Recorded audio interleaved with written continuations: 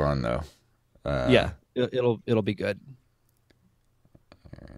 How's my audio and video quality? Oh, it's fine. It's great. Okay, good. Yeah, it was crazy how much different the audio quality was with using Discord. Oh, yeah, it sounded really good when I went back and listened to it. It was insane. The panel sounded great too. Yeah, I had to boost. Well, the problem is whenever I record a podcast, I talk like right into the microphone like this, so I'm always really loud. It's funny because during the section when you can hear like all the loud people from the room over, I should have yelled, "The Final Fantasy fans have found us." I know. All right. Well, I've got all my levels set and ready to go. So if you're good to go, I'll go ahead and get this thing started. Sure. All right, let's do this in 3, 2, 1. Oop, wait, hold on. There we go. 3, 2, 1. Do you like the show and want to help support us? Do you want us to stay ad-free? Do you like extra episodes every month? Well, then head over to patreon.com/nerdcaveretro and become a Patreon supporter of this very show.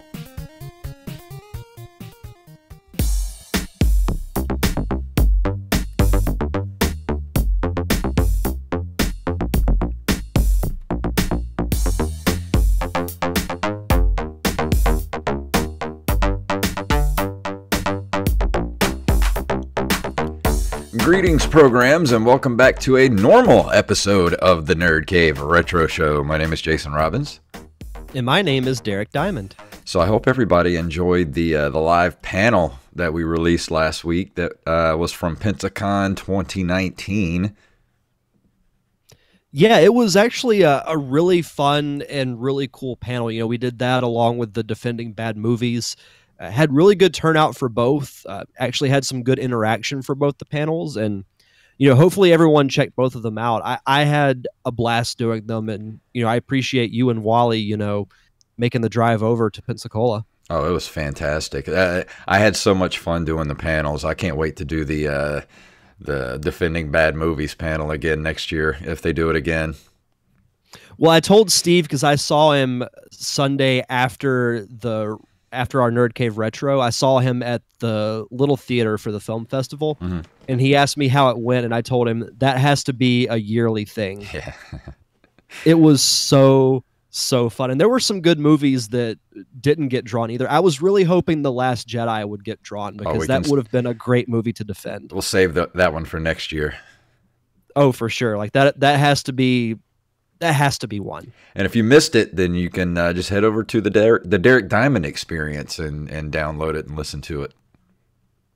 Yeah, absolutely. You know, and Julio Diaz joined us for Defending Bad Movies as well. But, you know, overall, I thought Pensacon was a lot of fun. It was different for me because I wasn't doing any of the video work. I was strictly moderating and hosting panels. So it was experience, but you know, I really enjoyed it. Got to meet some cool people, and you know, it's always a fun time going to a convention. Oh, and Tyler Watson already on Facebook corrected me on something that I said during our Nerd Cave panel, and I can't believe that Wally didn't catch it because he was sitting right there, and so. Yeah. The Mario RPG thing. Yeah, I don't know what I was thinking when I said that. I said it was for the N64 and it was made by Rare. And I don't know what I was thinking. It just kind of came out.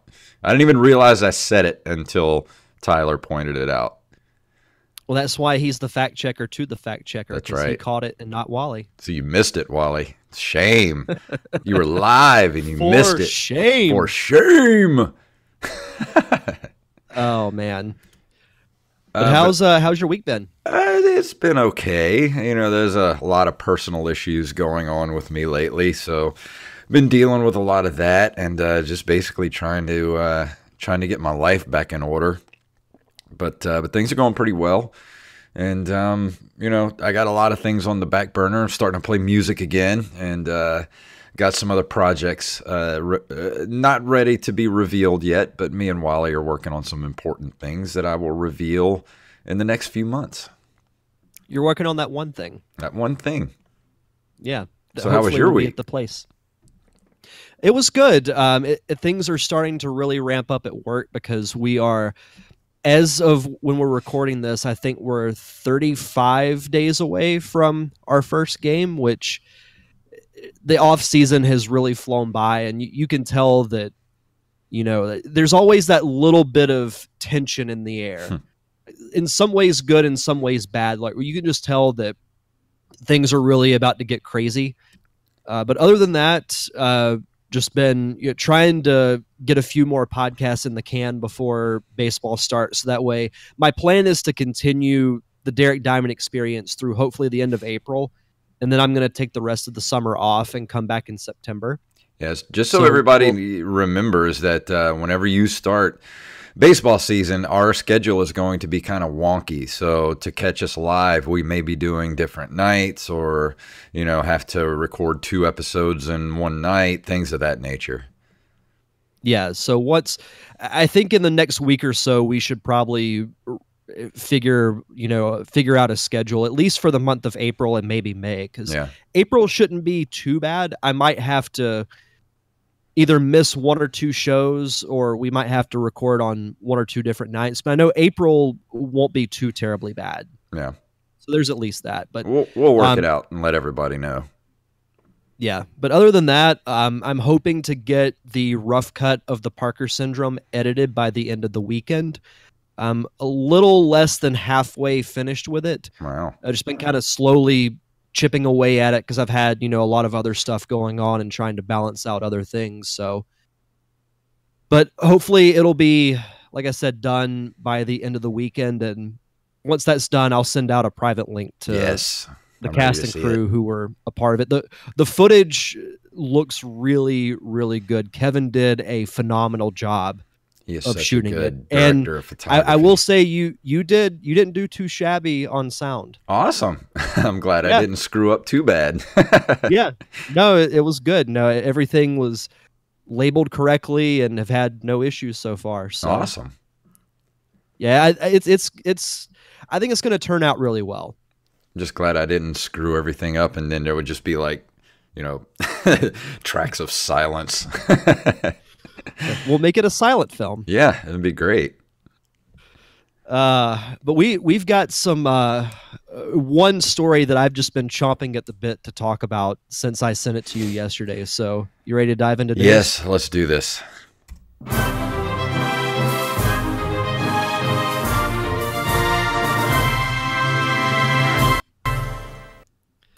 Oh boy. Oh boy. So our first story comes to us from comicbookmovie.com.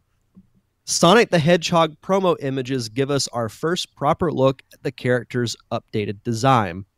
So if you'll remember, we talked a few weeks ago about the teaser poster that came out that had, a silhouette of Sonic, and we could tell that there were going to be some changes to his look. It had along with, the neon logo and everything, which I actually like the logo. I like the Sonic shape and the letter C.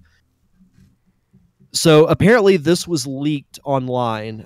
There are several different promo images of Sonic, and I'm going to say this. Initially, I wanted to throw my phone when I saw it. But thinking about it, now that I've had a day to digest it and everything, I want to see how it looks on film, because these are obviously, drawn images or created in Photoshop. So he may look slightly different in live action, or as live action as he can be. But I don't know. I mean, there are things about him that I don't hate. But the one thing there are 2 things about it that bother me, and they might sound like minor things. I don't like that he's not wearing gloves. That kind of bothers me. Like his hands kind of freak me out a little bit. I'm not going to lie. And then his shoes just look like normal red tennis shoes with the Nike logo on the side. Like, that was the cool thing about Sonic's shoes, are they're bright red with the white stripe down the middle and the gold buckle on the side. Like, why take that away? Yeah. Why give him just give him normal red tennis shoes? Here's what I'm gonna say about it. If I knew the movie was completely CGI and in the vein of like a, like The Incredibles or something like that, like I think I could get on board with it. But knowing that this is set in the real world, this scares me. Well, the thing is that with the Detective Pikachu trailers, all the Pokemon look great. Yeah. And that's set in the real world. But Pikachu looks great. Bulbasaur looks great. Charizard looks phenomenal. Like there's really none of the Pokemon that I dislike. But I don't know. I think it's because deep down I know this movie's not going to be very good. And I want it to be good. I really do. I want it to at least be fun. Yeah. But I mean, don't get me wrong. I am going to watch it. Like, I'm not going to lie to everyone and say that I'm not going to see it, because I am. But when I see how Sonic looks, it just doesn't give me very much hope. Yeah. He could look worse. Yeah. But I don't think he looks that great. I just don't like the fact that it's set in the real world. I would rather it be a completely CGI, movie, like like you said, like a Pixar in the vein movie. of like The Incredibles or something like that. Like that, I could completely get on board with. If you wanted to change his look a little bit, that's fine. Like, I don't expect him to look like he came straight out of the video game. But I feel like some of the changes are just unnecessary. It looks creepy, is what I'm gonna say. It looks creepy. Like if I saw that in the real world, it would creep me out.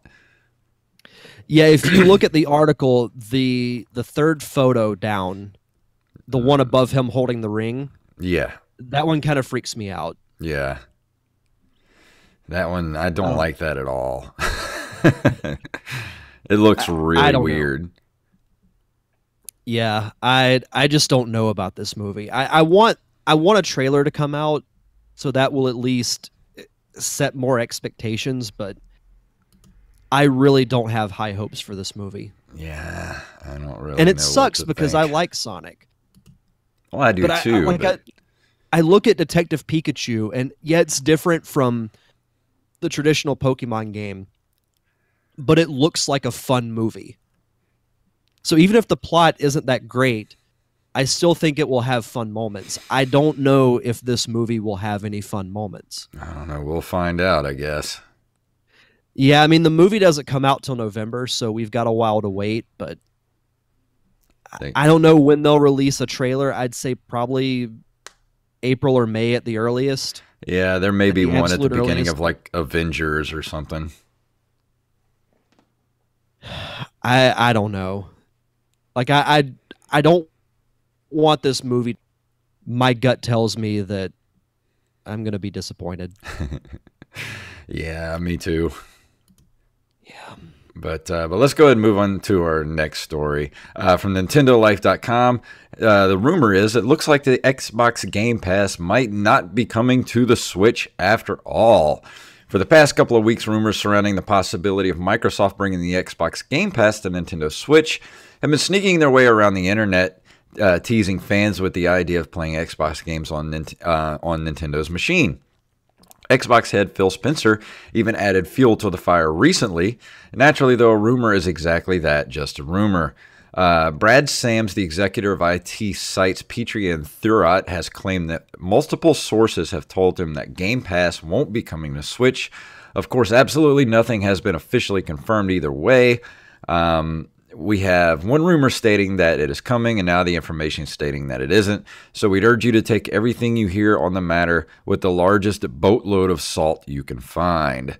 So I don't know.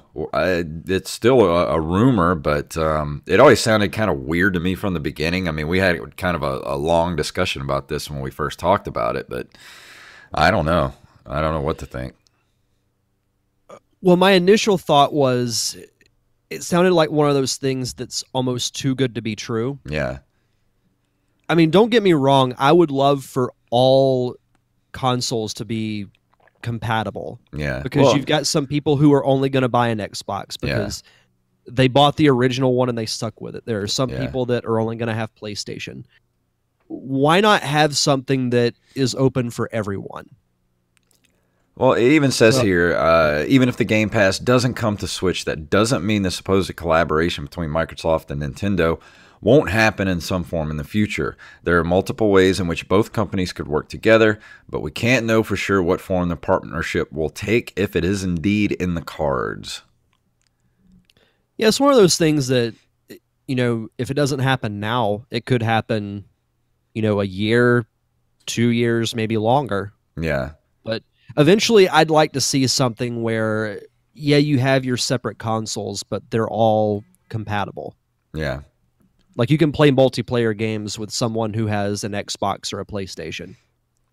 That's the dream. Yeah, well, that's definitely coming in the future. It's just things like that take time. So once these companies figure out that they can, it's actually more beneficial to do things like this. Then I think something like this, it's gonna, like all the Fortnite stuff, like all the Fortnite players can all play together. It starts slowly like that, and then all these companies are going to be like, well, not everybody's going to have, like you said, every console. So why not have a way to where if there are third-party games that are on all consoles, why not let everybody play together? Well, I think it brings up a point that you mentioned during the panel last week, is that the current model of video games long-term is not sustainable. Yeah.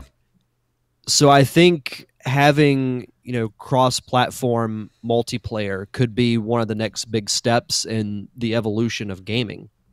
Oh, absolutely. So who knows? Like I said, if it doesn't happen now, I definitely think it's a possibility for the future. It could be a year or a couple of years from now, but yeah. I definitely think it's going to be a thing. Definitely within the next 2 to 3 years, I think we'll have, all companies. You blow it! Oh! Sorry, stupid cat. All right, what's playing? Something's playing here, and I don't know what it is.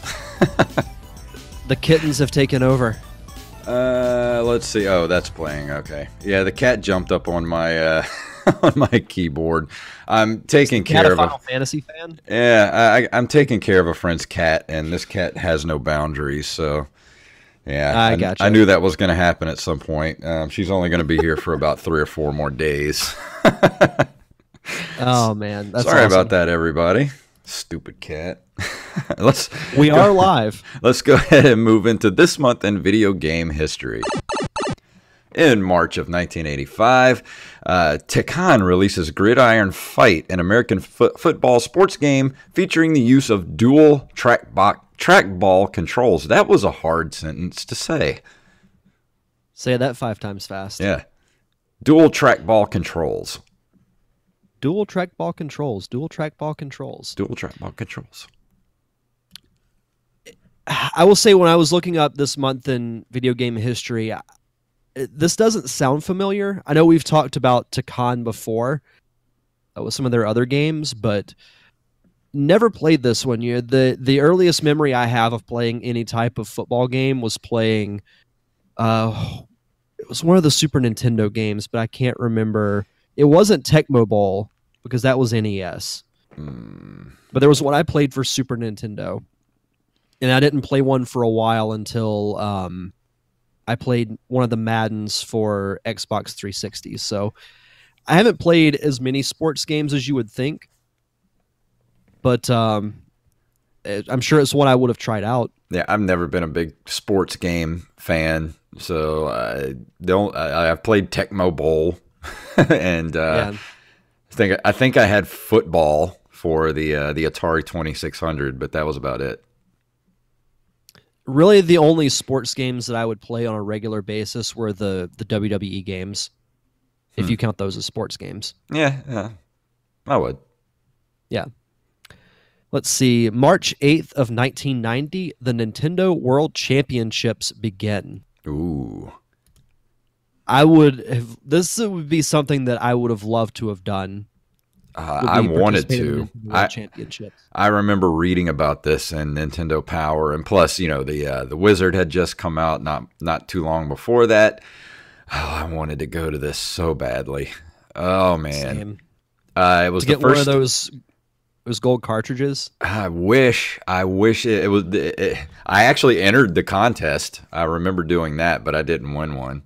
God, that would have been so great. Ugh. Well, they brought it back in 2015, and there's a screen cap of Super Mario Maker. Mm. And I don't know if you've watched any of the levels that have been created on that game, but some of them are insane. Oh yeah.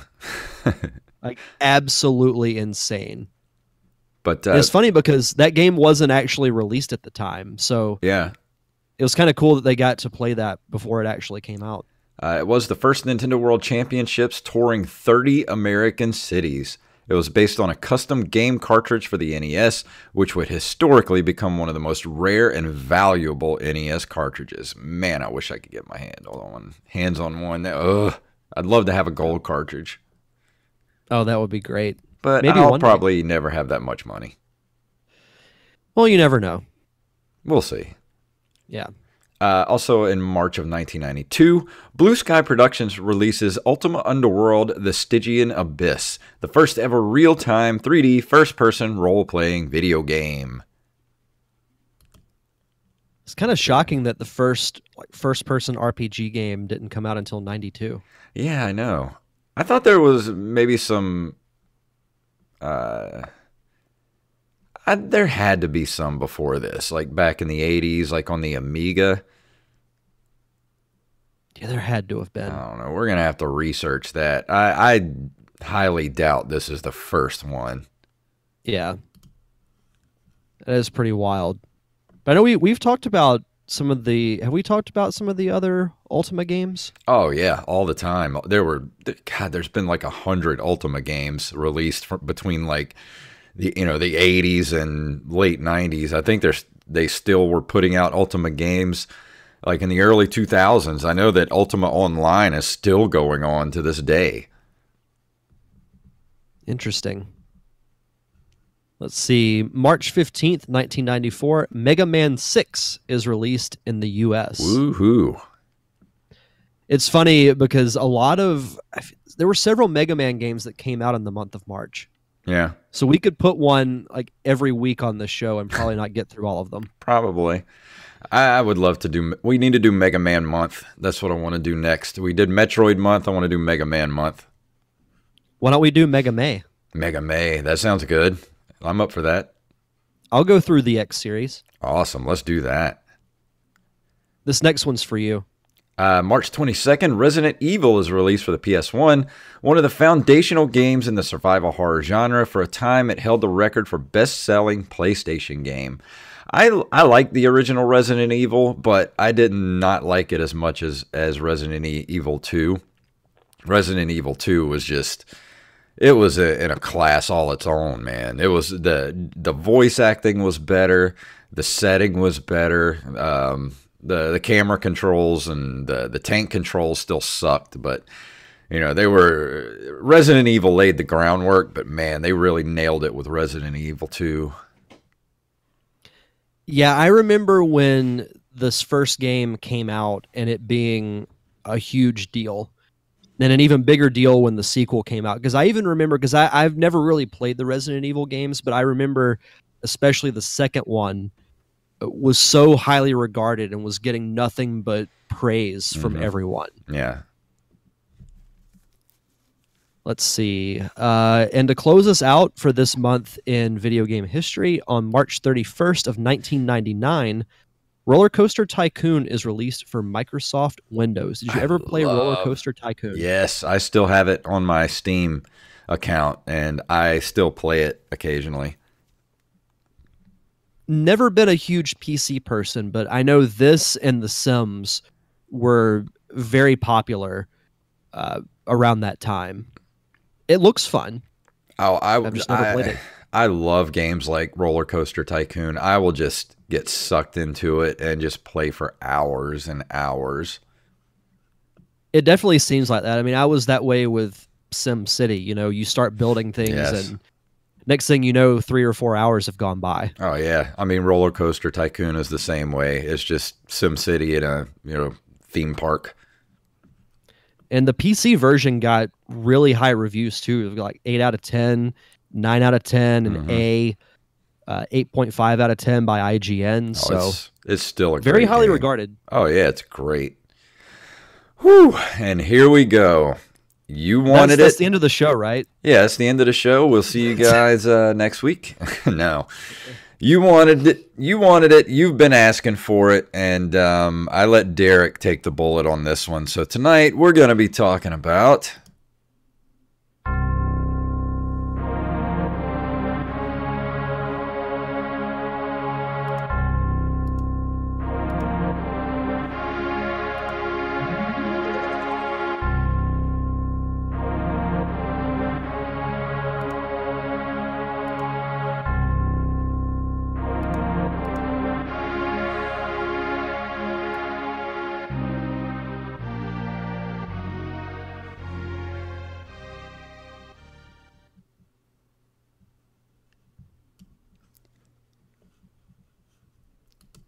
I think we've got the wrong. No, it says Final Fantasy VI on here.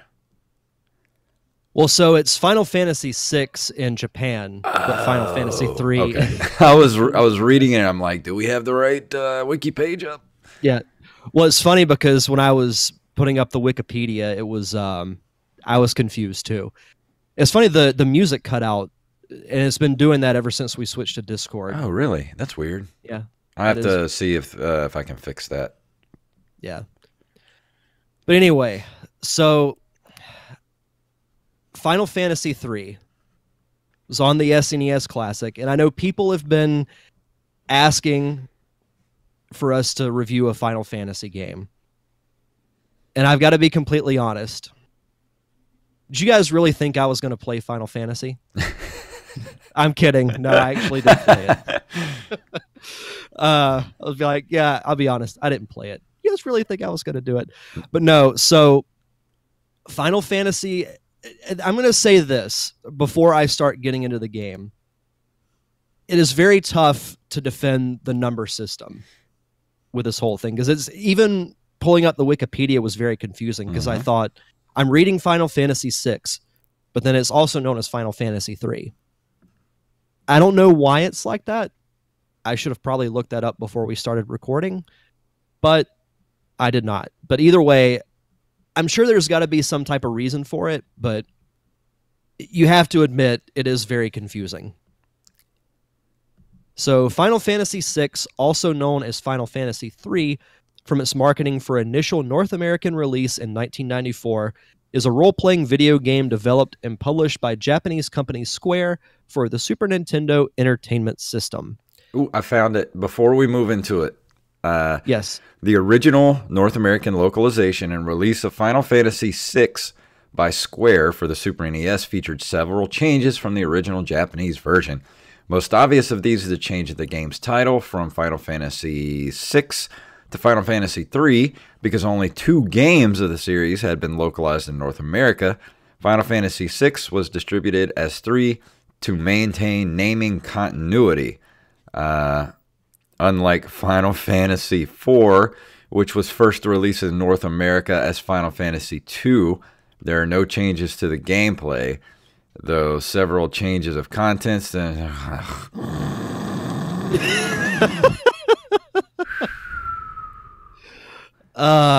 the thing is that I actually liked it. I actually liked this game. So when I started playing it, it took me back to my days of playing like Secret of Mana, Secret of Evermore, Earthbound, those types of RPGs back in the day, which I love all 3 of those games that I just mentioned. The only difference is, I didn't grow up with Final Fantasy. And there have been other RPGs that I've played that, while I think they're good, I don't have that same attachment. And that's something we talked about in the panel last week, is that when you have that sentimental attachment, it adds that little spark that can't really be replicated. Yeah. But that being said, from the technical standpoint, I actually very much enjoyed it. A lot of people find the turn-based battle system boring, but it didn't bother me because I remembered it from, Earthbound was the exact same way. I would even say that Final Fantasy 3 or whatever, I'm going to call it Final Fantasy 3 because that's how it's numbered when I played it. It at least has better animation on screen than what Earthbound did, because with Earthbound, it's literally it's like a point of view shot of the enemy. And when you attack it and you hit it, it just literally flashes white for a second. It's a very boring battle system, but Yeah. This has at least more animation, like you actually see the characters attack and things like that. So the look of the game, I think, is very good. It has that 16-bit graphic style that I think is still holds up to this day. I mentioned this last week too. It has that kind of timeless feel to it. You see so many indie games these days that are made in that same style, and I think that has a lot to do with it. Yeah, I'm looking at some of the pictures of the actual combat system, and I like when RPGs do it like this, sort of that side view instead of first person. Yeah. Yeah, I don't really like first person combat RPGs like in the 8-bit and 16-bit era. The only game that I really liked that way was sort of like Shadowgate, but that I wouldn't really consider that an RPG. Yeah. Something that actually kind of surprised me about this game, and I'll get into it when I talk about the plot, but when you think Final Fantasy, you think, medieval type settings like a Zelda or other types of RPGs. This has a little bit of like a steampunk influence to it, and actually has more of an industrial steampunk tone to it, which actually really surprised me, and I thought that was kind of cool. Because I was kind of expecting your typical, you're going to attack with a sword and shield, maybe an occasional magic spell, and that's going to be it. But one of the first areas you go to is a castle in the middle of the desert, and it actually, combines itself together into one. Instead of being spread out into different towers, it combines itself into one, and then submerges underground, which I actually thought was really cool. I was like, it actually is kind of a unique thing. But kind of diving into the gameplay, it consists of 4 basic modes of gameplay: an overworld map, a town and dungeon field map, a battle screen, and a menu screen. Kind of standard for most RPGs. Yeah. The overworld map is a scaled-down version of the game's fictional world, which the player uses to direct characters to various locations. As with most games in the series, the 3 primary means of travel are by foot, chocobo, which are like giant bird-like creatures, and airship, which I haven't made it far enough to travel by airship, but with a few plot-driven exceptions, enemies are randomly encountered on field maps and on the overworld when traveling by foot. Again, pretty standard for your typical RPGs of that era. So basically, as far as the story goes, from what I've gotten into it, it focuses around this girl named Terra who knows magic.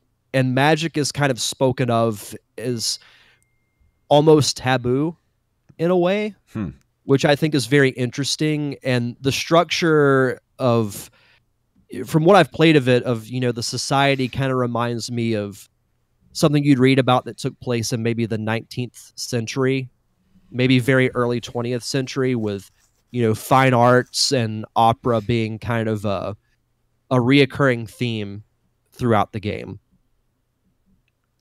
Let's see. The story in the town of Narshi, and I'm probably going to pronounce some of these names wrong, so I do apologize for that.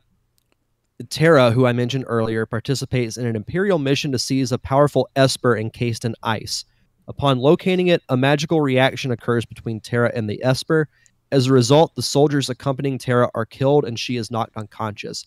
You also start the game, she is wearing what's called a slave crown, which basically puts her under control of what you find out is called the Empire. When the crown's removed after she's knocked unconscious, she develops amnesia, and she can't remember anything other than her name and that she knows magic. So from there, she's introduced to an organization known as the Returners, who she agrees to help in their revolution against the Empire, which is a little bit of a take on Star Wars, but I don't necessarily think that's a bad thing. The returners learn that the Imperial soldiers led by Kefka are planning another attempt to seize the frozen Esper. After repelling Kefka's attack, Terra experiences another magical reaction with the frozen Esper, and she transforms into a creature and flies to another continent. So that's about as far as I've actually made it into the game. So I don't really want to read like what's after that because I don't want to spoil it for myself. I'm sorry, I'm being very quiet. I have nothing to ask. Like, I don't know anything about Final Fantasy, and I don't know. Well, I will say this. I went into this game, I specifically didn't want to know anything about it. I didn't want to know the story. I didn't want to know the characters. I said this on Twitter. I wanted to go into it truly with an open mind. I didn't want to compare it to anything. Nothing. I'm like that way with movies. I like to go in knowing as little as possible so I can form my own opinion of how the game was going to go. And what's interesting is I was reading, a little more about it after I started playing it. There were several changes from the original Japanese version to the North American localization of it. Of course, there's the title.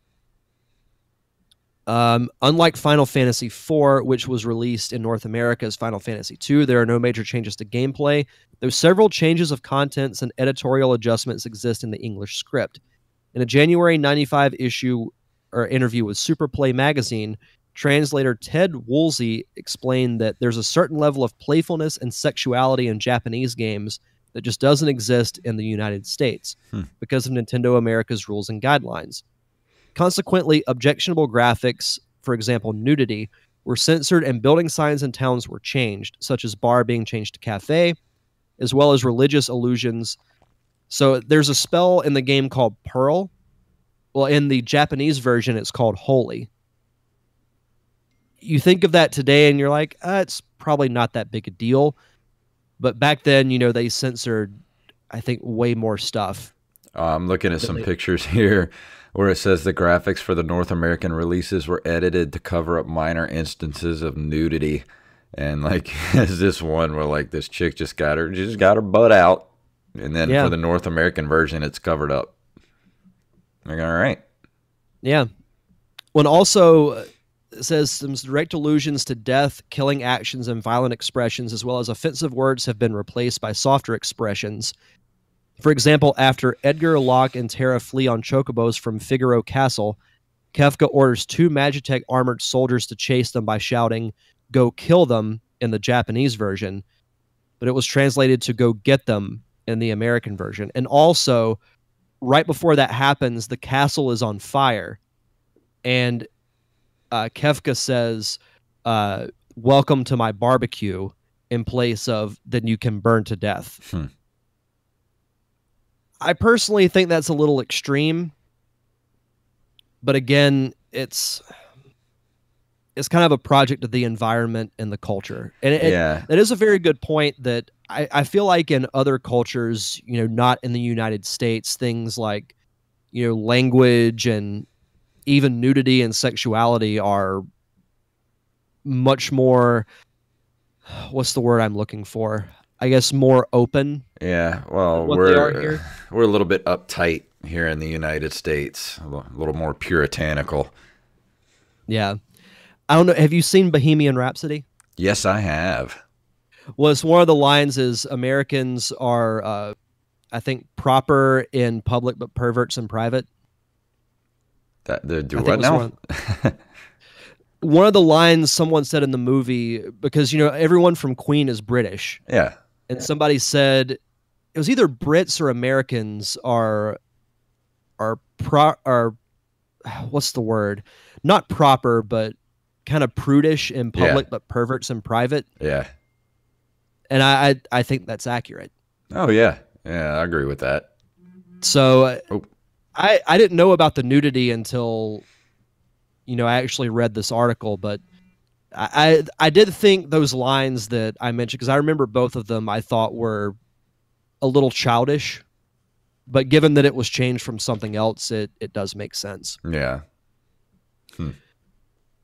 But other than that, I mean, I think overall it's a very solid game. And let me actually pull up. Somebody wrote on Twitter the other day, because I posted this, that we were going to be reviewing it. Excuse me. Let's see. What was it? All right. At Mira's Brush wrote, still the most important game of my life. I eventually played through Final Fantasy VII, and while it's touching, there are sequences in Final Fantasy VI that blow Aerith out of the water. And this game is held in very high regard. You know, I know that, you know, Nate, who listens to this show, was, you know, singing its praises, and I'll go ahead and say it. I like this game. Awesome. I actually very much enjoy it. I'm going to continue to play through it. I'll say it like I said at the beginning. I'm not going to hold it in the same regard as I do the other RPGs I've mentioned, just because I didn't grow up with them. Yeah. But that's something that you can't really measure. But I think from a technical standpoint, I like the story. It's going in a different direction than what I thought. I think the graphics hold up. The music is actually very good. I think the battle music is very catchy. Some of it has kind of an upbeat, you know, you can kind of sit there and tap your toes to it. And then when you get to like a boss battle, it has that kind of epic, almost orchestral type feel to it. Yeah. But yeah, I actually very, very much enjoy it. Awesome. Well, out of a scale of 10, what would you give it at this point? So far, I would probably give it a solid 7. That's not bad. I'm still fairly early into it. I feel like I'm like I said, I don't really know much about the story, so I'm just kind of going along with it as is. So I don't know how close I am to beating the game. Yeah. But I like that about it, because if you think about it, back in the day, like when you played through Link to the Past for the first time, you didn't know when you were going to beat it. Yeah. And then when you just thought you beat it, you had a whole nother game to play. No, absolutely. So some of those scores I'll give real quick. IGN gave the original a 9.5 out of 10. GamePro gave it 5 stars. EGM, Electronic Gaming Monthly, gave it a 36 out of 40. Edge gave it an 8 out of 10. And OneUp.com gave it a 9 out of 10. So this was a very, very highly praised game. And I'll say it, I'm looking forward to continuing to play it. And I will apologize for some of the things. I will still continue to bash the number system just because it confuses me and I don't like it. Yeah. But I'll give it its due. Well, good. I don't know if I'll ever play one, but we'll see. I we'll may see in play a month from now when. Oh, go ahead. I was gonna say I may play Final Fantasy for the NES just to check it out, but nah, I'm not gonna be in any hurry. So don't expect me to be reviewing any Final Fantasy games anytime soon. See, what I'm gonna do is I'm gonna wait like a month or 2 months from now, and we're gonna bring up Final Fantasy, and I'm gonna say I wouldn't be caught dead playing one of them Final Fantasy games. Yep.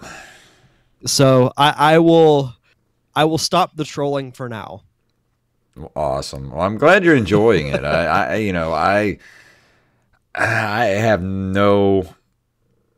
don't know anything about the Final Fantasy game, so you diving into it is I'm gonna live vicariously through you. So let me know how it is. No, for sure.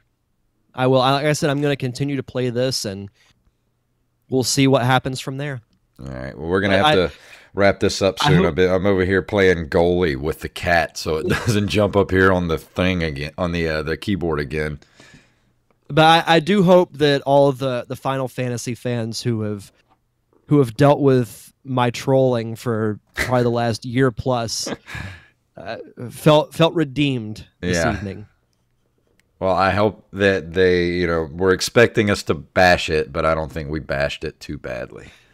So those of you who are outside my house with your torches and your pitchforks, you may return home. All right. Well, is that going to bring us to the end of the show for this week? I think so. That's my take on Final Fantasy 3. Well, is there anything that you want to throw out there before we leave tonight? Well, something I actually think you might be interested in. This week on the Derek Diamond Experience, I will be chatting with composer of Survey and Monsters Anonymous, Yes. Mr. AJ Caruso. Awesome. I can't wait to listen to that. AJ is awesome. He was great. He was great to talk to. We had so much fun.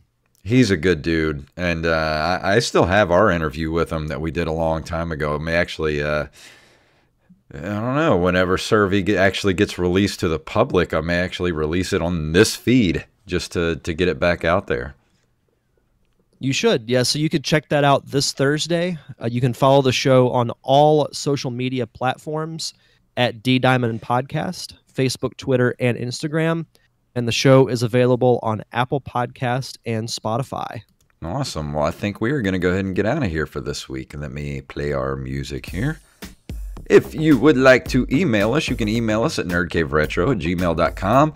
We're at nerdcaveretro.com. We're on Instagram and Twitter at nerdcaveretro, individually at jfunktastic and at Derek_Diamond. We're on Facebook at facebook.com/nerdcaveretro. And if you want to throw us a couple of bucks a month, just head over to Patreon at patreon.com/nerdcaveretro and get us back up to that $50 a month mark so we can start doing some more audio commentary tracks for you for an extra show every month. So get us back up there, people. And Derek, Yes. please tell everyone what it's all about. Wow.